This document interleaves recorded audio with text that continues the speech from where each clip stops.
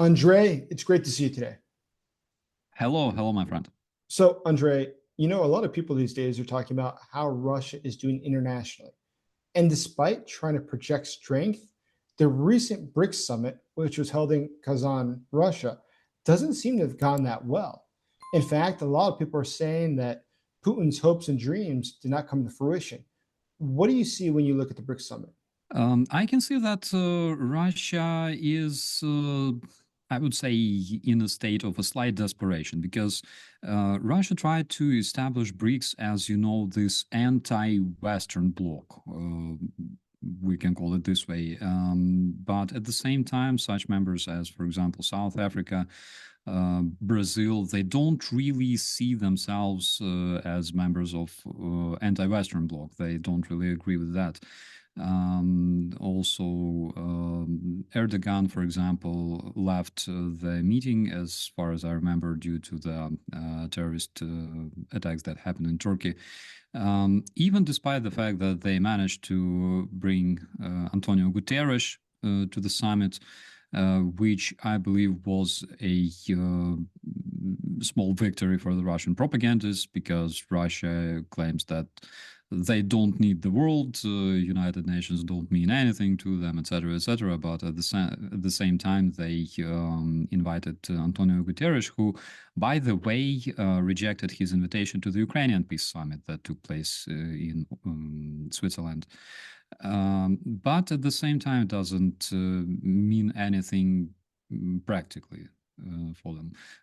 The reason Guterres went there was, well, as he stated himself, was that there's like half population of the world is in BRICS right now, and it's a very big organization, etc., etc. But at the same time, Mr. Guterres comes from Portugal, and we know that Russian influence in Portugal is very, very big. There's this Russian foundation.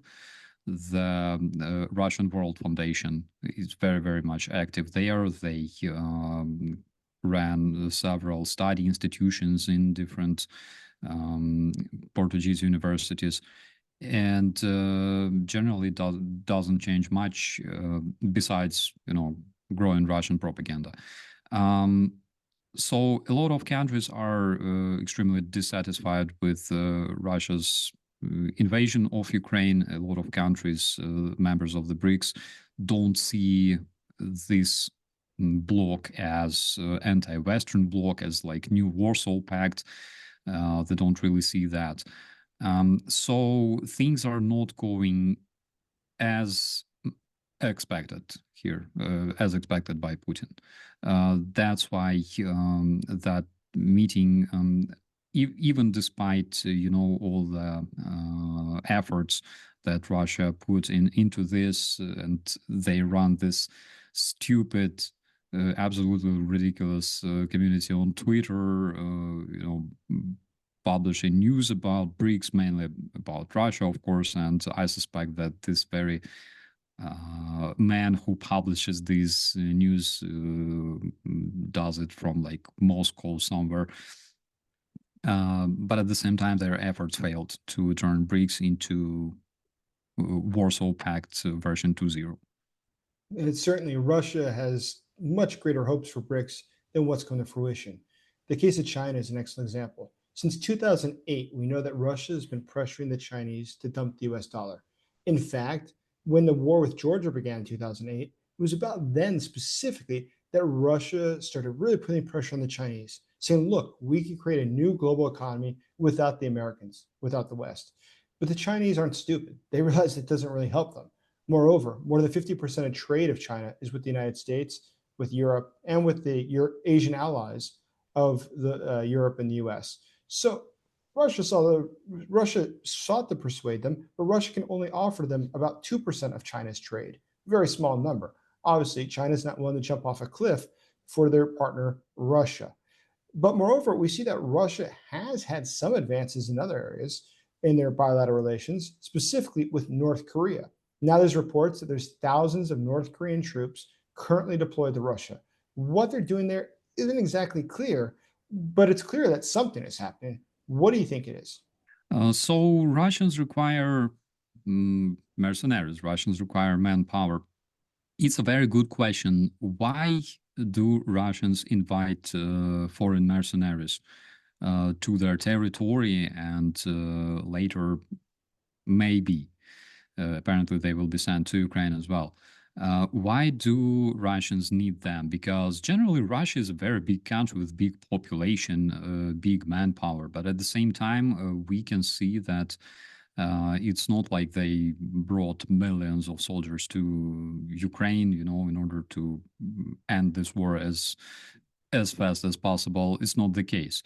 So the answer is Russia lacks manpower, which may sound ridiculous, of course, but this is the truth. And this is the reason why Russia was recruiting abroad. In 2022, already as soon as Russian invasion started, we all remember that Russians made attempt to recruit men in countries like Syria and Libya. Those attempts failed big time because it was already several months after the invasion, when all the world could see those absolutely amazing images of Russian columns burning, Russian soldiers dying massively on the front line. And Syrians and Libyans decided that life is kind of more precious. And then they also attempted to recruit people in Nepal, in Colombia, in African countries, where they succeeded a bit more. And what we saw on FPV footages coming from Donbass, for example, was basically those mercenaries dying from Ukrainian weaponry. Currently, Russians calculated that they need approximately 30,000 men, 30 plus thousand men monthly in order to cover the needs of the front line, because Russians are losing approximately 1,000 men per day in their meat assaults. But this is still a factor, because using such a prevailing number of troops as Russians have right now at the Donbass, there's approximately 800,000 men involved in active combat, including reserves.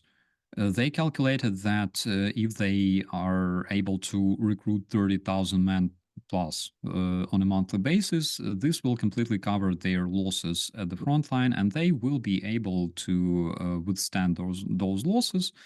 And even despite losing those men, but still, take square meters of the Ukrainian land, and slowly gain tactical advantage in different directions, which we can see from different reports when on a daily basis Russians move 100, 200 meters further, and even sacrificing their men, but they manage to take like village after village.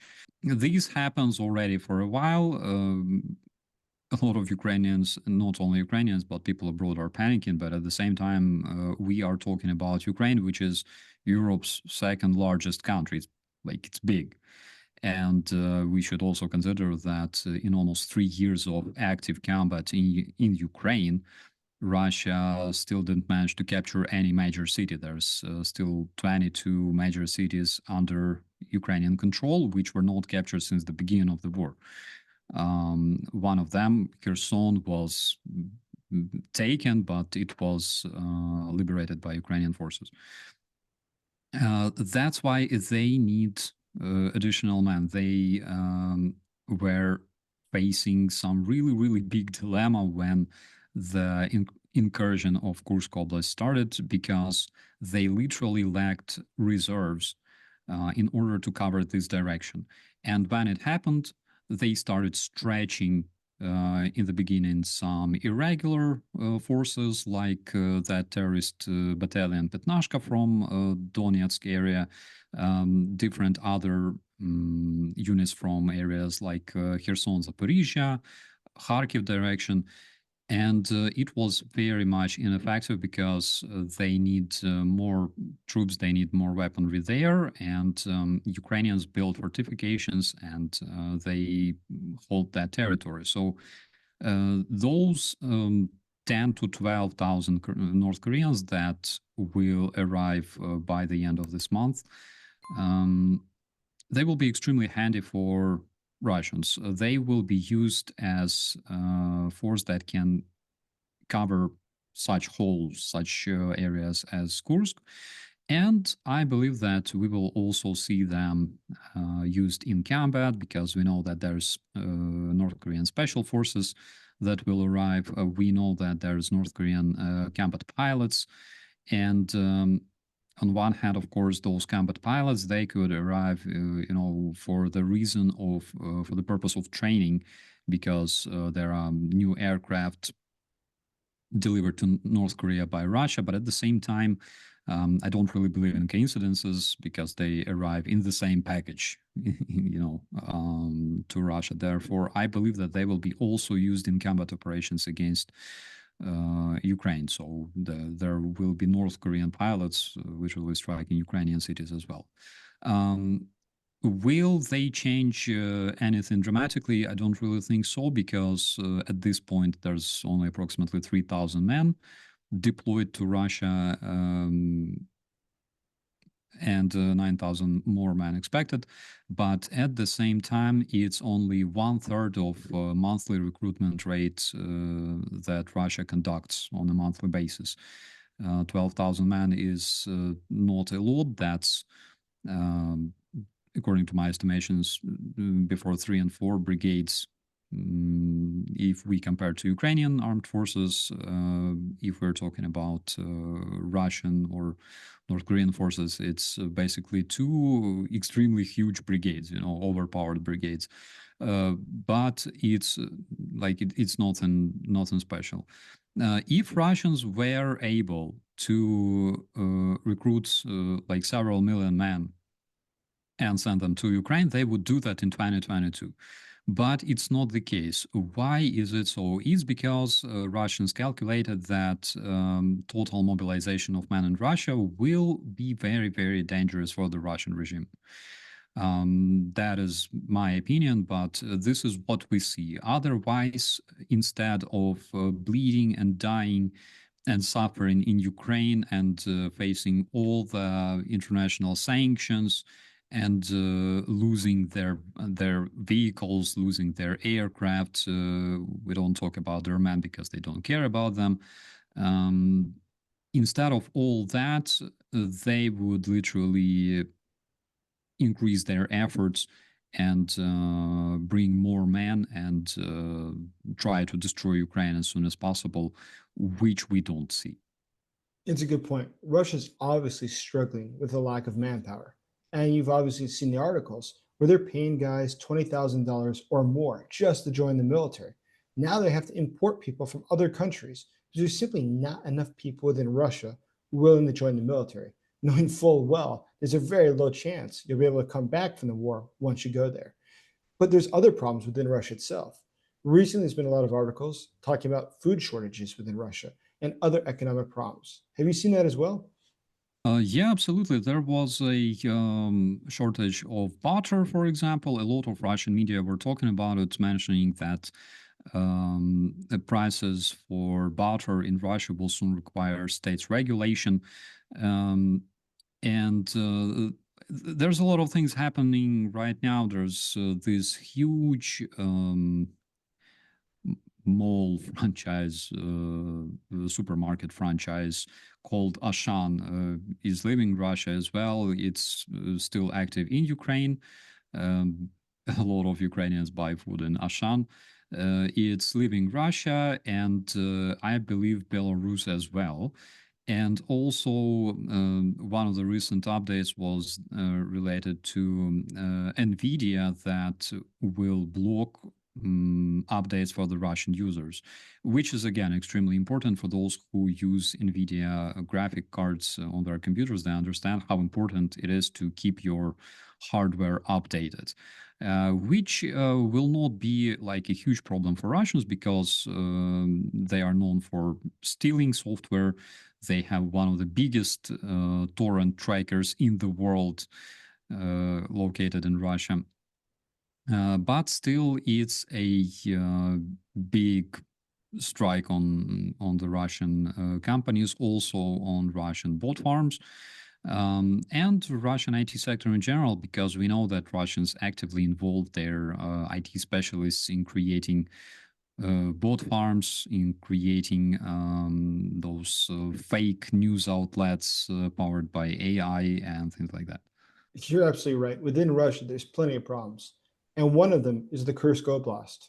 Ukraine is still incredibly occupying almost 1,000 square kilometers of the southern oblast of Russia. And what's fascinating is that Putin, despite his very best efforts to expel Ukraine, has failed. He has set the deadline of being the 1st of October. There should be no more Ukrainians in the Kursk Oblast. But as we see, they're still there. Russia is struggling and struggling to figure out what to do. What do you make of the overall situation? Well, currently we see that they're bringing new reinforcements to the Kursk Oblast. I think apparently in the future we will see more active combat in that area, and unfortunately there's already some tactical success gained by Russians that was reported last week. But at the same time, we can see that Kursk operation worked, and the main goal of this operation was to stretch Russian reserves. And I remember that even my guys reported from a different sector that due to the Kursk operation, they were not shelled as much as previously. And currently, a lot of artillery units used by Russians that are required on the Kursk direction. So in the future, we will see growing combat in that area. Probably we'll see much more reports from there. Even though one of the recent reports that I read, for example, was that Russians lost a whole platoon of 155th Marine Brigade that is known for their atrociousness. I believe they decapitated a Ukrainian soldier several months ago. They lost a whole platoon in just one day,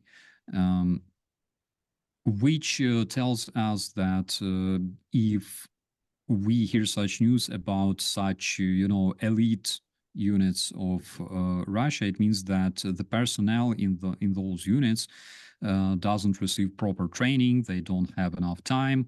There's so many updates coming from different areas of Russia about their husbands, sons being recruited and dying like in just mere days after being recruited. So will Ukraine manage to keep the Kursk Oblast under control? I don't think so, for a very simple reason, is because Kursk is not Ukraine. Kursk is not part of Ukraine, even though when I call it Kursk Oblast of Ukraine, I'm mostly joking. And we will see it rejoining rest of the Russia sooner or later. But I don't think that it will be a huge loss for Ukraine, because it wasn't the point of controlling the territory of Kursk. The point was to stretch Russian troops, and that is exactly the goal that we reached. It was successful, and currently we see a lot of them struggling over the Kursk region, trying to return it back to their motherland and failing. So personally, I will keep my eye on this direction. I will be following the updates from there, because I believe that in the nearest future, with those North Koreans arriving to Russia, we will see more active, more dynamic combat in the area. Another thing is that Russians are more or less good with stationary warfare. So when they have static front line, they know how to bring their troops, they know how to bring their reserves, they know how to establish logistics more or there, even though logistics were always pain for Russian army since like 1931. But at the same time, they know how to fight on a stationary front line. Kursk was really good because it showed that the tactics that Ukrainian army learned from the NATO troops, from our NATO colleagues, were successful because NATO troops, and especially US army, they're very, very good at sowing chaos. And when they attack enemy positions, when they break through the enemy lines and create plenty of chaos between the units, that is something that we learned from them. And that is something that we saw during operations of liberation of Kharkiv Oblast, also Sumy, Poltava. And the same picture we saw in Kursk when the Ukrainian incursion of Kursk began. So as soon as the front line is more or less established, then Russians that are not really good at maneuvering, but they're very good at fighting the positional war. They will probably have the advantage, also considering that they have fresh reinforcements from North Korea. That's absolutely true. There's something I've noticed recently. Throughout this entire war, Russia's really had problems with morale in their military. Even the Kursk Oblast, I'm sure you recall, when Ukraine first entered, the number of Russian soldiers that were surrendering was absolutely stunning. In fact, when I was in Kursk Oblast last month and I spoke with the Ukrainian military officers there, they said they themselves were stunned how many Russians were desperate to surrender. Apparently, it's become quite widespread. So I think it's probably not going to get any better as the winter approaches and the Russian troops are out to face the bitter cold. What do you expect to see this winter? Winter is a really bad time both for Ukrainian armed forces and Russians as well. Doesn't doesn't improve morale at all, especially in Russia. I'm not really acquainted with Russian terrain, right? I haven't been there yet, but from what I remember in Donbass, it's a nasty period. It's a nasty time of the year because the soil, for example, in Donbass, again, I'm not sure if it's the same in Kursk, but in Donbass, it turns into a solid stone. You cannot make trenches effectively there, and when it's a bit warmer, it turns into mud. It's very, very nasty. In Kursk, I have no idea. We will see. I gotta learn more about it. Maybe talk to my guys that I have there. But I have a question for you. There is this update about Russians that declared that all the foreign journalists entering Kursk, they will be wanted by the Russian law enforcement. Is this the case with you as well? I have not been notified yet, and I guess I'll find out only when I go through the airport next time to find out if I'm on the Interpol red list. But it is true. They have put on the Interpol red list essentially every single journalist who entered the Kursk Oblast, saying that they illegally entered Russian territory. In my case, I was simply visiting a part of an occupied territory under international law, which is quite a bit different. And obviously, I don't have a Russian visa, nor do I even have my passport with me. But their border guards didn't stop me, so I don't think I did anything wrong. But we'll have to see what happens next. Andre, I really appreciate your time today. Thank you. Thank you so much. It's a pleasure.